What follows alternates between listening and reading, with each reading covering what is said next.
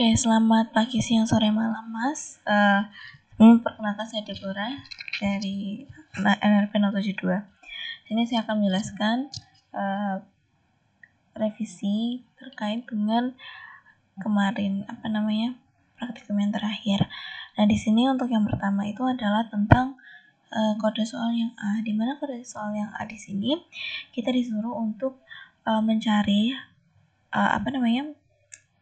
apakah mungkin kita itu dari start ke destination itu sampai gitu berdasarkan jalur yang kita lalui. Nah, di sini kan menerapkan DFS ya, sesuai dengan template yang udah dikasih di dalam soal. Nah, di sini dari template-nya yang saya ubah adalah cuma bagian ini DFS ini pada intinya yang saya ubah itu logikanya kayak dikit aja sih diubah. Di sini juga saya ganti dari void jadi long supaya langsung return-nya ada gitu kan ya. Jadi ya udah. Terusan yang pertama di sini kita akan mulai dari stacknya, di mana stacknya nanti kita akan isi dengan start yang kita masukkan jadi parameter di sini. Nah, terus habis itu kita akan ngecek apa yang kita cek itu adalah ibaratnya tetangga-tetangganya atau jalur-jalur dari startnya itu tadi akan kita cek satu persatu. Nah, yang pertama tadi kita jadikan tag dari start ini jadi top. Nah, kemudian kita akan nandain kira-kira dia udah pernah dikunjungi apa belum. Itu untuk nanti sih. Untuk yang pertama ini karena kita mau dari start, jadi visited time-nya ini kita akan jadikan sebagai true. Dan karena kita mengunjungi ke tempat itu, jadi nanti count-nya di plus. Nah, terusan pada intinya ini nanti kalau semisal kita udah ketemu atau kita udah nyampe di kepinginan kita, nanti time-nya udah sampai ke destination, artinya kita udah sampai ke tujuan kita. Dan nanti kita langsung aja return ke account-nya. Kalau belum, kita akan jalanin logika yang sebelah sini, dimana kita akan ngecek satu-satu kira-kira tetangga-tetangganya dari time tadi yang udah kita definisikan tadi, apakah udah pernah dikunjungi apa belum. Kalau belum, kita akan masukin tetangga mana aja gitu kan. Nah, kalau tetangga mana aja dari yang belum itu tadi. Nah, terusan kita kan establish karena itu stack. Jadi kita kan yang paling terakhir kan yang dicek dulu. Nah, kemudian itu ngecek terus aja sampai dan juga ada eliminasi ya, apalagi sebelah sini eliminasi untuk udah dikunjungi atau belum. Nah, kita akan cek terus sampai kita tahu apakah time sama dengan destination apa enggak. Kalau misalnya enggak, nanti kita langsung return satu aja. Nah, untuk di main-nya sendiri intinya sama aja. Kita masukkan inputannya, kita masukin ke fungsi add age. Kemudian untuk result-nya ini untuk destination-nya sama startnya. Terus kita masukkan ke dalam sini parameternya, ini start, ini destination-nya. Kalau misal ketemu, kita return account-nya, misal ngeprint ya. Kalau misal enggak, nanti resultnya kan -1, jadinya dia tidak. Gitu Mas, itu untuk yang pertama, untuk yang A. Selanjutnya adalah soal yang B, di mana kita akan ngecek apakah ada raja di situ atau enggak gitu kan. Nah, artinya raja ini kan syaratnya dia nggak menghormati siapapun, tapi dia dihormati oleh semua orang. Nah, terus yang pertama di sini sebenarnya ini input biasa aja. Terusan yang sebelah sini adalah logika untuk ngecek siapa raja, dia itu merupakan raja apa enggak. Nah, di sini ini kalau misalnya di dalam situ dia itu kosong atau size itu sama dengan 0, artinya kan dia nggak menghormati siapapun ya, jadi kita skip aja. Kemudian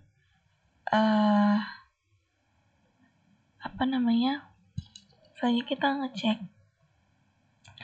apakah dia dihormati oleh semua orang atau enggak gitu kan. Gimana cara ngeceknya?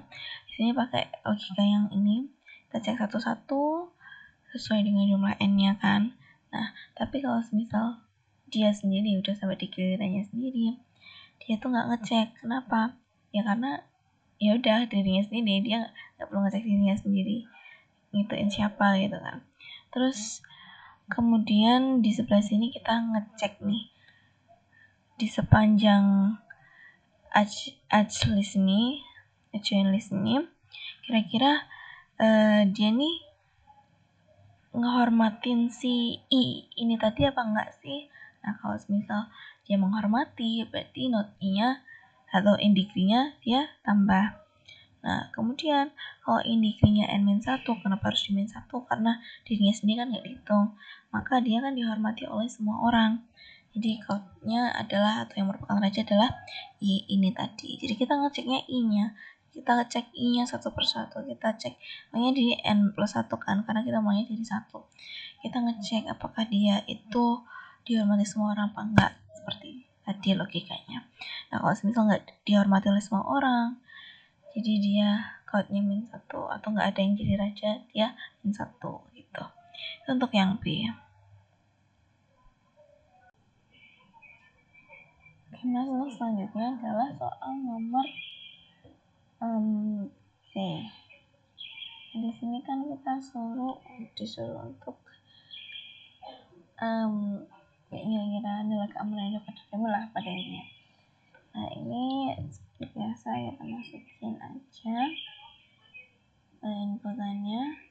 Kemudian setelah ini dari input tersebut kan kita masukin lagi inputan lagi dengan bobotnya sebanyak ini, seperti ini. Nah, kemudian kita masukin dari nama dan juga bobotnya ini ke dalam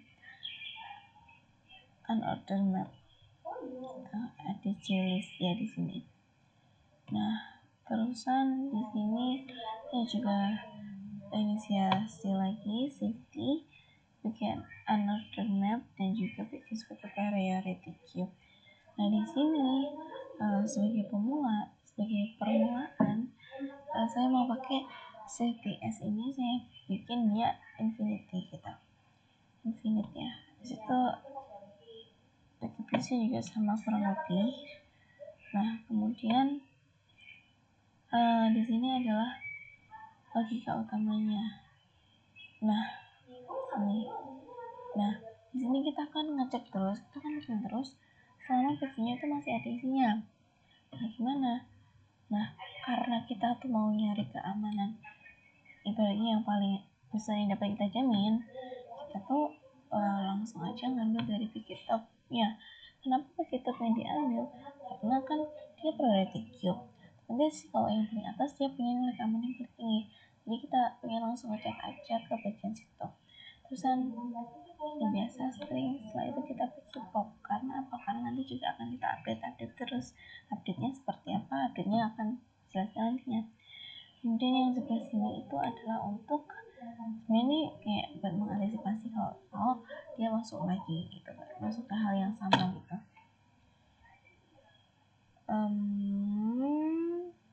Kemudian ini adalah logika utamanya. Jadi di sini saya akan ngecek nih tetangga dari si U.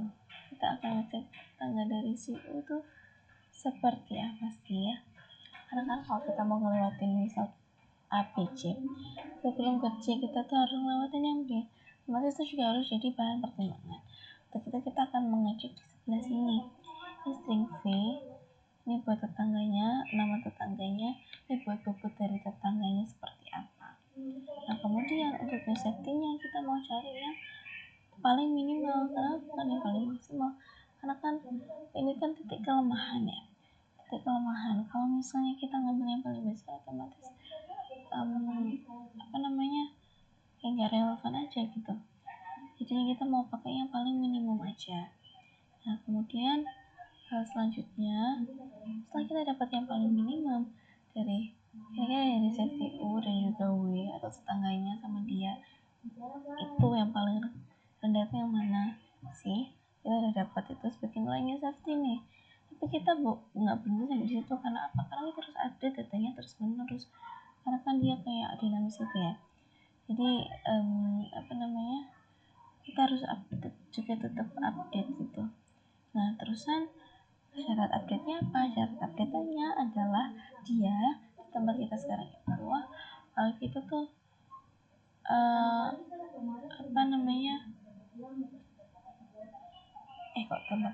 tetangga kita itu belum pernah dikunjungi. Kemudian yang kedua itu adalah new safety-nya itu lebih dari nilai safety sebelumnya. Nah, kemudian kalau semisal dia lebih dari, jadi ya udah kita sama dengan new safety seperti ini ya, nilai keamanan yang barunya ini ya. Terusan habis itu baru kita push lah ke dalamnya, dalam priority queue-nya itu tadi. Kemudian setelah itu kita tahu dari itu semua, kita cek itu semua, mana sih yang paling rendah atau nilai keamanan terbesar mana sih yang paling bisa kita jamin. Ya habis itu kita keluarin di sini. Nah itu untuk yang C. Oke mas, selanjutnya adalah kita nomor D itu kita diminta untuk menggabungkan kota dan juga nyari siapa yang nggak pernah bergabung gitu kan, atau siapa yang aliansi tunggal. Yang pertama di sini saya bikin struct city dulu dengan rincian sebagai berikut. Terusan pakai vektor untuk city-nya buat nampung city-nya. Dan ini mapnya. Terusan ini untuk nyari ini untuk nyari parentnya, nyari rootnya. Terusan ini unite. Ini kalau semisal bagian sini tuh kalau misal rootnya sama ya udah, itu udah sama ya udah gitu. Terusan kalau misal belum, itu kita pakai seperti ini ya. Nah rootnya kan yang punya kekayaan lebih ya, kalau yang kayak A berarti new rootnya yang jadi rootnya yang A, kalau yang B jadi yang B. Terusan yang ini itu kalau misal namanya sama ya, kekayaannya sama, nanti di rootkan berdasarkan nama. Terusan ini untuk new root untuk othernya ya, berarti kayak siapa sih yang kan udah ketemu parentnya, berarti yang satunya kan nggak parent atau other gitu lah. Terusan di sini itu adalah untuk nambah kekayaannya. Kemudian sebelah sini adalah untuk nentuin dari si other ini, ngasih tau lah kamu sekarang parentnya yang nyurut ya gitu. Terusan untuk yang CMP ini itu adalah untuk ya udah sih, untuk membandingkan aja kayak siapa sih yang kekayaannya lebih, dan kalau nggak ya siapa sih yang kekayaannya lebih gitu kan. Terusan untuk selanjutnya adalah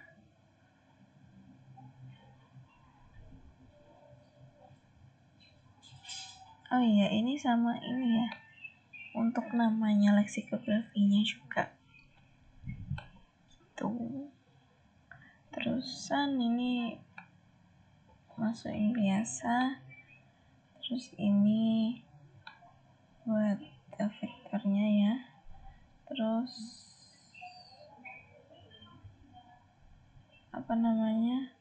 terus ini kita buat masukin pertama kali. Dia pertama kali kan buat ini kan, betul pertama kan Bang ngasih tahu ini kekayaannya segini, jadi dia jadi parent buat dirinya sendiri, dan dia masih tunggal semua sama total buatnya sama masih punya pribadi. Nah ini ID supaya untuk mudahin aja nanti nyarinya. Terusan ini untuk masukannya siapa yang mau bersekutu dengan siapa. Terus ini untuk unite-nya, jadi kan udah kita ubah jadi integer ya buat namanya.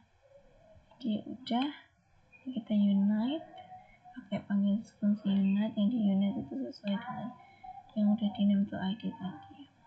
Terusan di sini adalah untuk priority queue-nya. Nah, ini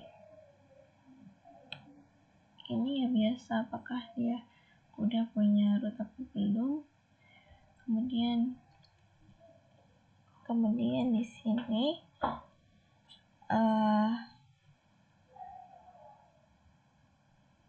adalah izin baca soalnya dulu. Untuk siapa yang sibuk kamu perhatian yang tidak pernah bertemu.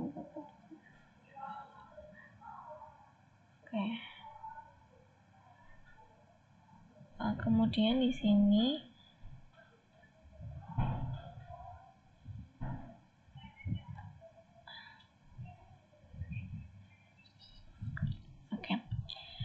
nah di sini nanti kan output keluarannya adalah si aliansi, terusan kumulatif sama jumlah anggotanya. Nah di sini untuk keluarannya, tadi kan ini kan untuk yang nyari rootnya juga kan sebelah sini. Pokoknya yang kita cari kan yang orang tua aja, dan kita ceknya juga yang orang tua aja di sebelah sini untuk yang output.